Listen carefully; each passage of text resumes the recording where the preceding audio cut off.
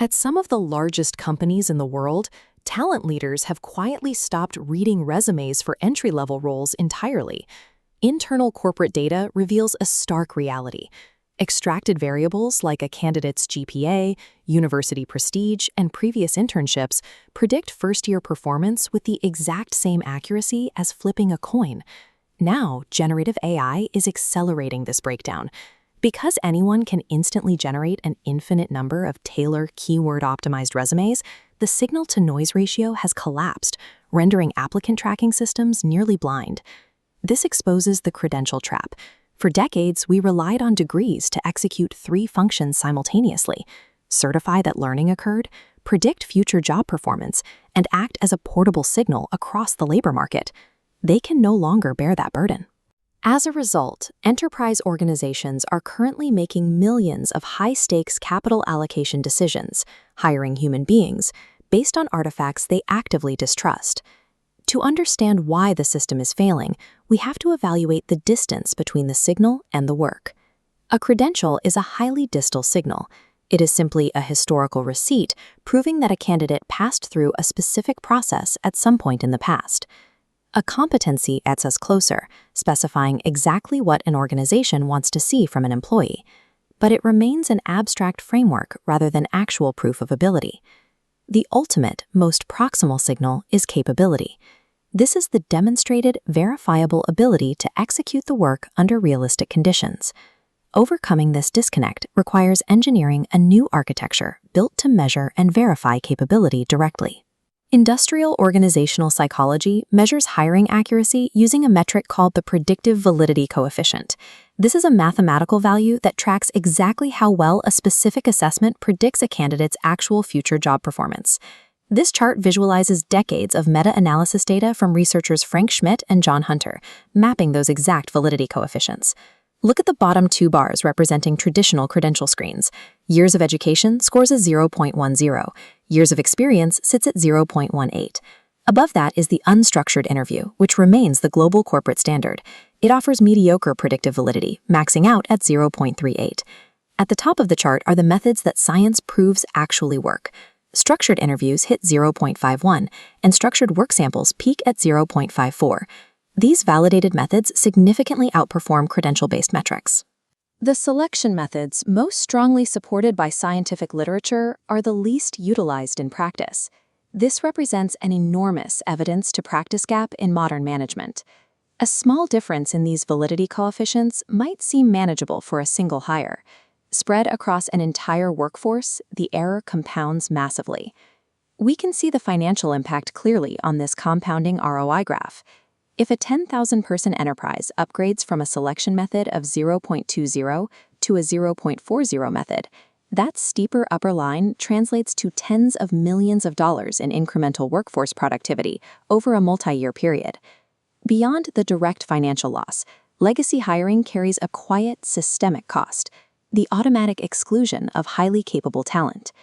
Because applicant tracking systems rely on automated degree screens, they systematically filter out career changers, military veterans, and self-taught technologists.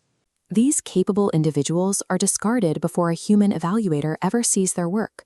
Relying on these legacy proxies leaves enterprise capital on the table, and it breaks the matching efficiency of the broader labor market. The highest leverage intervention an organization can make right now is the rigorous implementation of structured interviews and realistic work samples. Google's data proved that success requires unglamorous back-end infrastructure, such as independent scoring rubrics and comprehensive question banks tied directly to job analyses. Other organizations are addressing the top of the funnel by removing degree requirements, with IBM acting as a primary case study for this policy shift. However, companies like IBM and Accenture identified a trap. Removing a degree requirement without investing in downstream work sample assessments simply replaces a weak signal with no signal at all. The ultimate architectural shift goes beyond hiring. Companies like Schneider Electric are moving away from fixed job descriptions, choosing instead to treat distinct capabilities as the core unit of their workforce planning.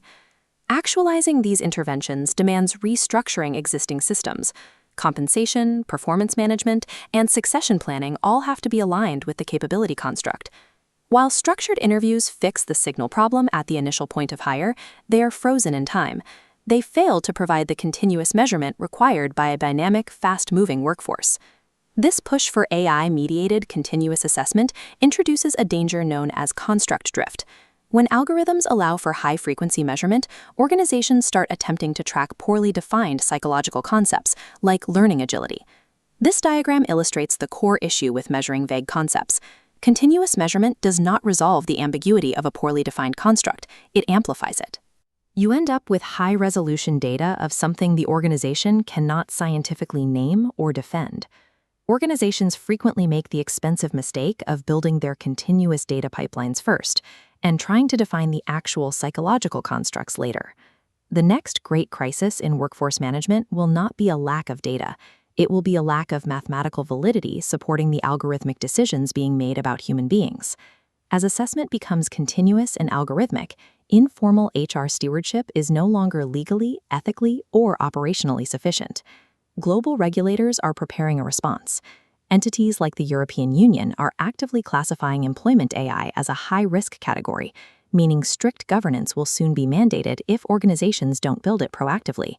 We are seeing this locally as well. Legislation like New York City's Local Law 144 requires independent bias audits for automated employment decision tools. The required architecture for modern governance is clear.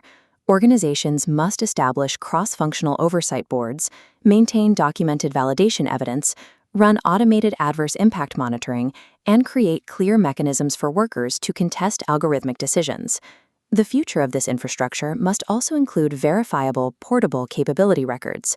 These records must be fully sovereign to the worker, breaking the data silos of individual employers. The degree remains a load-bearing artifact for licensed professions, but for most roles it is insufficient. Moving forward requires moving past paper proxies to build the governed infrastructure required to let capability speak for itself.